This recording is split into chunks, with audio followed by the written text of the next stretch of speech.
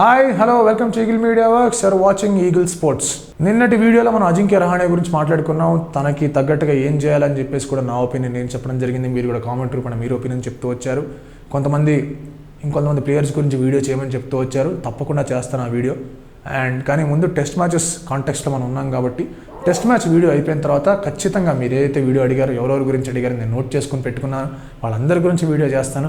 Test matches అయిపోయాగానే వరుసగా ఆ వీడియోలు మీ ముందుకు వస్తాయి. బట్ ప్రస్తుతానికి టెస్ట్ మ్యాచ్ గురించి మాట్లాడుకుందాం. ఎల్లుండి టెస్ట్ మ్యాచ్ స్టార్ట్ అవబోతుంది. హైదరాబాద్ రాజీవ్ గాంధీ స్టేడియం, మన ఉప్పల్ స్టేడియంలో స్టార్ట్ అవబోతుంది test match. And first test మ్యాచ్లో ఏవైతే పాజిటివ్స్ వచ్చాయో నేను చెప్తూ వచ్చాను. సెకండ్ టెస్ట్ మ్యాచ్లో మన వాళ్ళు ఏదన్నా ఇంకొంచెం ఎక్స్ట్రా పాజిటివ్గా ఏమైనా కావాలంటే కనుక రెండు ఉన్నాయని చెప్పాను. ఒకటి ఆల్రెడీ మీకు చెప్పేశాను. రెండోది కేఎల్ రాహుల్ ఎంత మంచి ప్లేయర్ మనందరం చూసాం. ఆయనకి ఆస్ట్రేలియాలో సెంచరీ ఉంది, శ్రీలంకలో సెంచరీ ఉంది, ఇంగ్లాండ్లో సెంచరీ ఉంది, అన్ని చోట్ల ఆయనకి సెంచరీస్ ఉన్నాయి. ఒక మంచి ప్లేయర్. కాకపోతే కన్సిస్టెన్సీ విషయంలో బాగా తప్పటడుగులు వేయడం, లేకపోతే బాగా తడబడ్డం అనేది చూస్తూ వచ్చాం. తన కెరియర్ స్టార్టింగ్లో కూడా సెంచరీ డకౌట్ లాగా స్టార్ట్ అయింది తన కెరియర్. First 4 test matches. ఆ తర్వాత మెల్లిమెల్లిగా ముందుకెళ్ళడం, 199 కొట్టడం, ఆ తర్వాత మళ్ళీ 149 మన ఓవల్ టెస్ట్లో కొట్టడం, మళ్ళీ డకౌట్ అవ్వడం. సో ఐదర్ బిగ్ స్కోర్ లేకపోతే వెరీ వెరీ షార్ట్ స్కోర్కి తను అవుట్ అయిపోతూ ఉండడం మనం చూస్తూ వచ్చాం. సో ఇది కరెక్ట్ చేసుకోవాల్సిన బాధ్యత, అవసరం కేఎల్ రాహుల్కి ఉంది. KL Rahul should play a Jammu of his నాక్. అండ్ రేపు వచ్చే టెస్ట్ మ్యాచ్లో తను ఖచ్చితంగా ఆడాల్సిన అవసరం ఉంది. ఎందుకంటే తనను ఒక అసెట్గా ట్రీట్ చేస్తున్నారు కాబట్టే వెస్టిండీస్ సిరీస్లో తనను ఓపెనర్గా సెలెక్ట్ చేసుకోవడం జరిగింది. శిఖర్ ధవాన్ని పక్కన పెట్టి, Shikhar Dhawan only white ball క్రికెట్కే పరిమితం చేస్తాం, వన్డే వరల్డ్ కప్ దాకా అని చెప్పేసి థాట్ ప్రాసెస్లో వాళ్ళు ఉన్నామని తెలియజేసిన తర్వాత కేఎల్ రాహుల్ని పికప్ చేసుకున్నారు. మురళీ విజయన్ చేసుకోలేదంటే కేఎల్ రాహుల్ని లాంగ్ టర్మ్ ఓపెనర్గా, ఒక మంచి ఓపెనర్గా, ఇండియాకి సూపర్ స్టార్ట్స్ ఇచ్చే ఓపెనర్గా అతన్ని చూస్తున్నారు అని చెప్పేసి మనందరం కూడా గ్రహించాలి, తను కూడా గ్రహించాలి. ఇలాంటి తరుణంలో సెలెక్టర్స్కి కానివ్వండి, క్యాప్టెన్కి కానివ్వండి, కోచ్కి కానివ్వండి, వాళ్ళు తన మీద పెట్టిన నమ్మకాన్ని క్వశ్చన్ చేయకుండా తను ఎప్పటికెప్పుడు ఆ రెప్యుటేషన్ని, ఆ నమ్మకాన్ని, ఆ ఎక్స్పెక్టేషన్ని రీచ్ అవుతూ నిలబెడుతూ ఉండాలి. సో తను ఏం చేయాలి అంటే ఫ్రీక్వెంట్గా రన్ స్కోర్ చేస్తూ ఉండాలి. కేఎల్ రాహుల్ ఇనిషియల్గా ఎట్లా అవుట్ అవుతున్నాడంటే అవుట్ సైడ్ ఆఫ్ స్టంప్ డెలివరీస్ని కొంచెం ఫెచ్ చేయడం, అంటే ఫీల్ ఆఫ్ ది బ్యాట్, అంటే స్టార్టింగ్లో కొంచెం బాల్స్ వదిలేయకుండా కొంచెం ఆడుతూ ఉండడం, దానివల్ల ఎడ్జ్ అవుతూ అవ్వడం, ఇదొక వే అయితే. ఇంకోటి ఏంటంటే కొంచెం ఇన్సైడ్ ఆఫ్ ద లైన్ ఆడే ప్రయత్నం చేయడం, అంటే కొంచెం ఆన్ సైడ్ స్ట్రోక్స్ బాగా ఆడగలడు కాబట్టి వికెట్ల ముందు దొరికిపోవడం, ఎల్బీడబ్ల్యూ అవడం లాంటివి కూడా మనం చూస్తూ వచ్చాం. సో ఇనీషియల్గా అంటే ఒక ఫస్ట్ 20-30 బాల్స్కి తన టెంప్టేషన్స్ కొంచెం కంట్రోల్ చేసుకొని out side off stump balls వదిలేసి మిగతా బాల్స్ని స్ట్రైట్గా ఆడితే కనుక ఖచ్చితంగా కేఎల్ రాహుల్ ఒక పెద్ద స్కోర్ చేస్తాడు. కేఎల్ రాహుల్లో ఒక ఎలిగెన్స్ ఉంది, ఒక గ్రేస్ ఉంది. అండ్ స్పిన్నర్స్ని చాలా బాగా ఆడగలడు, ఫాస్ట్ బౌలర్స్ని చాలా బాగా ఆడగలడు, యాక్సలరేట్ చేయగలడు, 6లు కొట్టగలడు, 4లు కొట్టగలడు, స్వీప్లు కొట్టగలడు, రివర్స్ స్వీప్లు కొట్టగలడు. అసలు ఎలాంటి పిచ్ అయినా, ఎలాంటి స్పిన్నర్నైనా, ఎలాంటి బౌలర్నైనా తను బాగా ఆడగలడు. సౌరవ్ గంగూలీ లాంటి ప్లేయర్స్, రాహుల్ ద్రవిడ్ లాంటి ప్లేయర్స్ కూడా కేఎల్ రాహుల్ టెక్నిక్ చాలా బాగుందని చెప్పారంటే కేఎల్ రాహుల్ ఆల్రెడీ ప్రూవ్ చేసుకున్నాడో మన అందరికీ అర్థం కావాలి. కాకపోతే కన్సిస్టెన్సీ విషయంలో కేఎల్ రాహుల్కి ఎప్పుడు కూడా నెగిటివ్ మార్క్సే పడతాయి.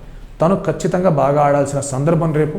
సిచ్యువేషన్ ఎలా ఉన్నా కూడా ఫస్ట్ బాల్ నుంచి తను ఫేస్ చేస్తున్నాడు కాబట్టి ఎటువంటి తప్పిదాలు చేయకుండా న్యాచురల్గా, కామ్గా తనకి నచ్చిన గేమ్ తను ఆడుకుంటూ కొంచెం ఇనిషియల్ 20-30 బాల్స్ దాకా టెంప్టేషన్స్ని కంట్రోల్ చేసుకుంటూ ఆ తర్వాత ఇండియన్ పిచెస్ మీద ఎస్జీ బాల్తో ఆడడం చాలా easy. Once he's back in to the form and 2-3-4 innings కంటిన్యూస్గా తను ఆడాడంటే కనుక ఇండియాకు ఒక స్ట్రాంగ్ ఓపెనర్ దొరికేస్తుంటే. ఓవల్ టెస్ట్లో మనం చూసాం, మంచి బౌలింగ్ అక్కడ వాళ్ళని కూడా ఎదుర్కొని గట్టిగా ఆడడం జరిగింది. అఫ్కోర్స్ ఆ కండిషన్స్ అనేవి కొంచెం ఇండియన్ కండిషన్స్కి దగ్గరగా ఉన్నమాట వాస్తవమే, కానీ బౌన్స్ ఉంది, చాలా మంచి ఫాస్ట్ బౌలింగ్ ఉంది అక్కడ, బాల్ అప్పుడప్పుడు రివర్స్ స్వింగ్ కూడా చేస్తుంది, కానీ ఆల్మోస్ట్ రన్ బాల్ సెంచరీ కొడుతూ ఉండడం అక్కడ మనం చూస్తూ వచ్చాం. సో స్ట్రోక్స్ బాగా ఆడగలడు, ఎస్పెషలీ పక్కకి జరిగి అయితే 6 కొట్టి షాకిల్స్ బ్రేక్ చేసి ఆ షాట్ ఏదైతే ఆడాడో అలాంటి షాట్స్ కూడా తన దగ్గర ఉన్నాయి. ఒక ఫియర్లెస్ క్రికెటర్, ఒక మంచి రెప్యుటేషన్ ఉన్న క్రికెటర్, చాలా ఈజీగా ఉంది ఐ ప్లేయర్తోనే. అండ్ యాజ్ అన్ ఓపెనర్ తనకి ఈ ఛాన్స్ వచ్చినప్పుడు కంటిన్యూస్గా కొన్ని ఇన్నింగ్స్ ఆడి ఫెయిల్ అయినా కూడా మళ్ళీ ఓవల్ టెస్ట్లో నువ్వు ఆడాలని చెప్పేసి తనని పెట్టి తను సెంచరీ కొడితే this is why you are here అని చెప్పేసి కామెంట్లు ఇచ్చి ఆ తర్వాత మళ్ళీ వెస్టిండీస్ సిరీస్ కూడా తను ఓపెనర్గా సెలెక్ట్ చేసుకొని ఆడాలి అని చెప్పి బాధ్యత తన మీద పెడితే తను ఆడాల్సిన అవసరం ఉంది.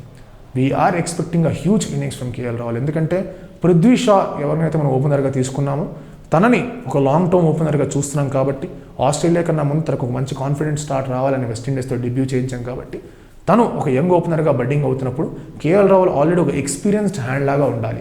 కేఎల్ రాహుల్ ఆల్రెడీ బాగా ఆడుతున్నట్టు అండ్ అలాగే తన కాన్ఫిడెన్స్ అనేది యంగ్ పృథ్వీ షా మీద రబ్ ఆఫ్ అవ్వాలంటే కనుక కేఎల్ రాహుల్ బాగా ఆడాలి. So it's again a mental game. ఎందుకంటే మళ్ళీ వాళ్ళిద్దరు అవుట్ అయ్యారంటే ప్రెషర్ అంతా కూడా పుజారా, విరాట్ కోహ్లీ మీద పడుతుంది. అలా కాకుండా ఇప్పటికిప్పుడు వాళ్ళు యాజ్ అన్ ఓపెనర్ బాగా తయారయ్యారంటే ఇద్దరు కానివ్వండి, పృథ్వీ షా అండ్ కేఎల్ రాహుల్ తయారయ్యారంటే ఆస్ట్రేలియా లాంటి పిచెస్ మీద ఈ ప్రెషర్ అనేది కాస్త తక్కువగా ఉంటుంది. డెఫినెట్లీ ఒక మంచి back foot player KL Rahul, pull shot బాగా ఆడతాడు, హుక్ షాట్ బాగా ఆడతాడు, విక్స్ కూడా బాగా ఆడతాడు, ఫ్లిక్స్ కానివ్వండి లేకపోతే అండ్ కొంచెం ఇన్సైడ్ అవుట్ షాట్స్ కూడా బాగా ఆడతాడు, డ్రైవ్స్ బాగా ఆడతాడు, ఆన్ ది అప్ డ్రైవ్స్ బాగా ఆడతాడు. కొంచెం ఇలాంటి ఇండియన్ కండిషన్స్ మీద అలాంటి షాట్స్ ఆడడం చాలా ఈజీ.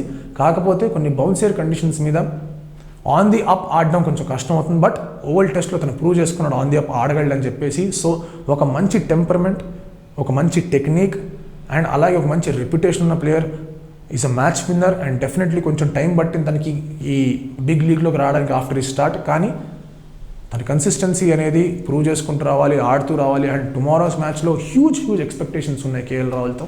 అండ్ కేఎల్ రాహుల్ కనుక సెంచరీ కొడితే అది తన కాన్ఫిడెన్స్ ఎలాగైతే పెంచేస్తుంది, at the same time Indian సెలెక్టర్స్ది కానివ్వండి, కోచ్ది కానివ్వండి, క్యాప్టెన్ది కానీ అంతే రకంగా పెంచుతుంది. ఎందుకంటే యాజ్ అన్ ఓపెనర్ తన గ్రూవ్లోకి వచ్చాడు. అండ్ ఇలాంటి ఓపెనర్తో ఫారెన్ సిరీస్కి వెళ్తే కనుక ఎప్పటికి కూడా బాగా మనకు వర్కౌట్ అవుతుంది. సెహ్వాగ్, గంభీర్ మంచి ఫామ్లో ఉన్నప్పుడు మనం ధోని క్యాప్టెన్సీలో ఎక్కడికి వెళ్ళినా కూడా మనం ఓడిపోకుండా వచ్చాం. న్యూజిలాండ్లో గెలిచాం, వెస్టిండీస్లో గెలిచాం, శ్రీలంకలో సిరీస్ స్క్వేర్ చేసుకొని వచ్చాం, సౌత్ ఆఫ్రికాలో ధోని క్యాప్టెన్సీలో మాత్రం అక్కడికి వెళ్ళి ఓడిపోకుండా మనం తిరిగేసి వచ్చాం. సో ఇలాంటివి వాటికి కారణాలు ఏంటంటే ఓపెనర్స్ చాలా స్ట్రాంగ్గా ఉన్నారు. సో మళ్ళీ విరాట్ కోహ్లీ రెయిన్లో ఓడిపోకుండా రావాలి ఓవర్సీస్ నుంచి అంటే కనుక ఓపెనర్స్ చాలా స్ట్రాంగ్గా ఉండాలి. అంటే KL Rahul should be at is best. మరి చూద్దాం ఏమవుతుందో. మీరేమనుకుంటున్నారు కేఎల్ రాహుల్ ఓపెనింగ్ గురించి కామెంట్ రూపంలో తెలియజేయండి. ఈ వీడియో కనుక మీకు నచ్చితే లైక్ చేయండి, కామెంట్ చేయండి, షేర్ చేయండి. ఇలాంటి మరిన్ని వీడియోస్ కోసం please subscribe eagle media works. Stay tuned eagle sports. This is Sandeep signing off. Like and subscribe Eagle Media Works.